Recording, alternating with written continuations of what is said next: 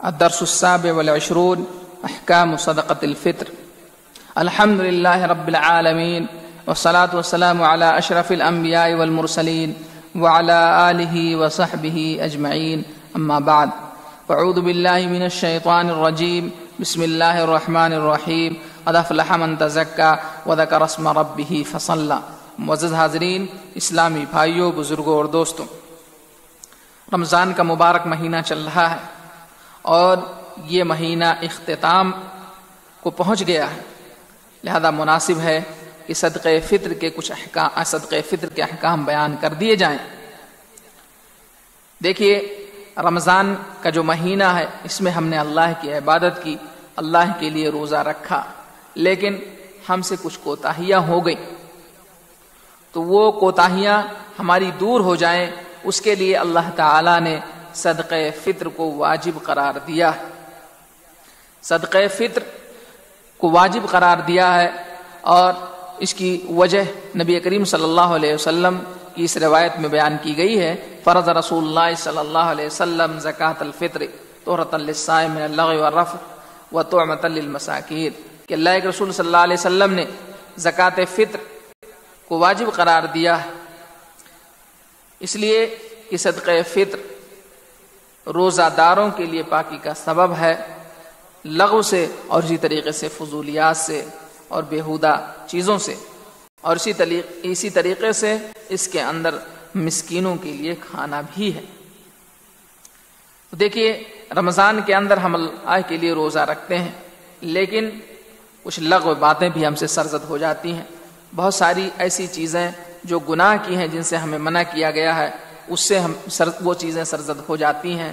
تو صدقہ فطر جب ہم ادا کریں گے اور اللہ تعالی کی رضا کے لیے صدقہ فطر کو جب ہم نکالیں گے، دیں گے، تو اس کی وجہ سے وہ چھوٹے موٹے جو گناہ ہیں یا جو کمیاں ہیں، جو کوتاہیاں ہیں، وہ سب انشاءاللہ تعالی دور ہو جائیں گی.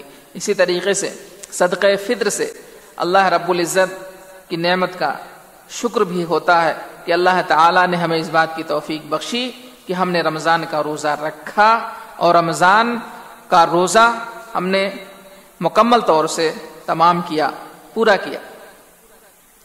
صدقہ فطر کے متعلق اس آیت کے اندر بھی تذکرہ موجود ہے، جو ابھی میں نے پہلے شروع میں پڑھی ہے. قد افلح من تزکى وذكر اسم ربه فصلى.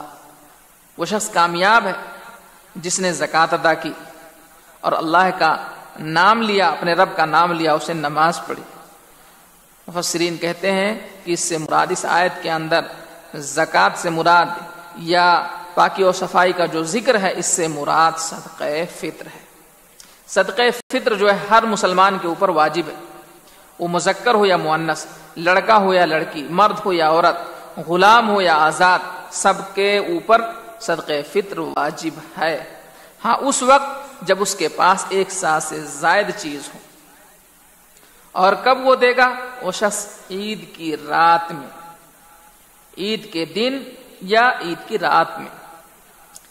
ابن عمر رضی اللہ تعالی عنہ سے روایت ہے، وہ کہتے ہیں فرض رسول اللہ صلی اللہ علیہ وسلم زکاۃ الفطر صاع من تمر او صاع من شعیر العبد والحر والذکر والانثى والصغیر والکبیر من المسلمین وامر بها ان تؤدى قبل خروج الناس الى الصلاة. بخاری اور مسلم کی روایت ہے. ابن عمر رضی اللہ تعالیٰ عنہ کہتے ہیں کہ رسول اللہ صلی اللہ علیہ وسلم نے زکوٰۃ فطر کو واجب قرار دیا. ایک سا کھجور یا ایک سا جو، غلام کے اوپر، آزاد کے اوپر، مذکر کے اوپر، مؤنث کے اوپر، اسی طریقے سے چھوٹے اور بڑے کے اوپر جو مسلمان. وامر بها ان تؤدى قبل خروج الناس الى الصلاة، اور اس بات کا حکم دیا کہ لوگوں کے نماز کے لیے نکلنے سے پہلے ادا کر دیا جائے. اور اگر کوئی شخص حمل کی طرف سے نکال رہا ہے، یعنی وہ بچہ جو پیٹ کے اندر ہے اس کی طرف سے زکوٰۃ فطر نکال رہا ہے، تو کوئی حرج نہیں ہے، البتہ واجب نہیں ہے. والمراد، اسی طریقے سے سا سے مراد، حدیث کے اندر جو سا کا لفظ ہے اس سے مراد یہ خاص قسم کا پیمانہ ہے.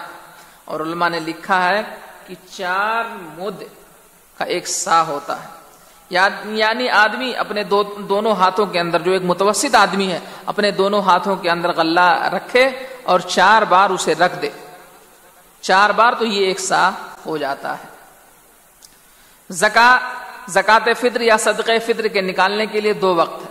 ایک تو یہ ہے کہ جب سورج غروب ہو جائے عید کی رات شروع ہو جائے تو اس وقت صدقہ فطر دیا جائے، اور سب سے افضل یہ ہے کہ فجر کی نماز اور عید کی نماز کے درمیان دیا جائے۔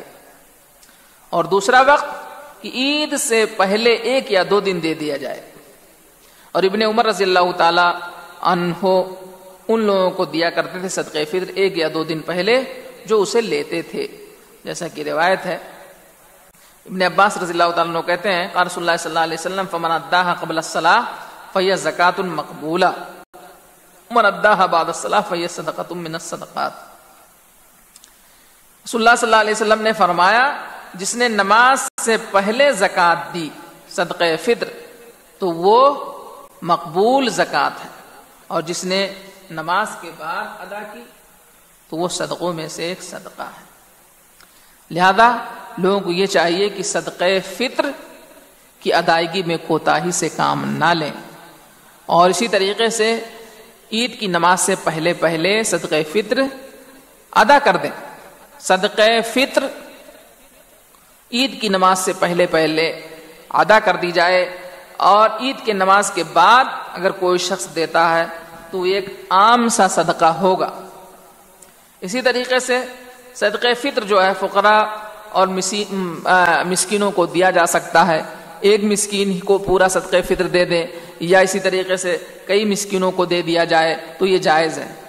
اور اسی طریقے سے صدقہ فطر جو ہے جس شہر کے اندر یا جس ملک کے اندر وہ شخص ہے عید کی نماز ادا کر رہا ہے وہیں پر دے۔ اگر وہ شخص دوسری جگہوں کہ جو فقراء اور مساکین ہیں جو زیادہ حاجت مند ہیں ان کو دے رہا ہے تو یہ بھی جائز ہے۔ یہ صدقہ فطر کے بعض احکام تھے جو آپ کے سامنے رکھے گئے۔ دعا کریں کہ اللہ تعالی ہمیں کتاب و سنت کے مطابق زندگی بسر کرنے کی توفیق عنایت فرمائے، اور جو کچھ رمضان میں ہم سے کوتاہیاں ہوئی ہیں اللہ تعالیٰ اسے دور کرے، آمین۔ السلام علیکم ورحمۃ اللہ وبرکاتہ۔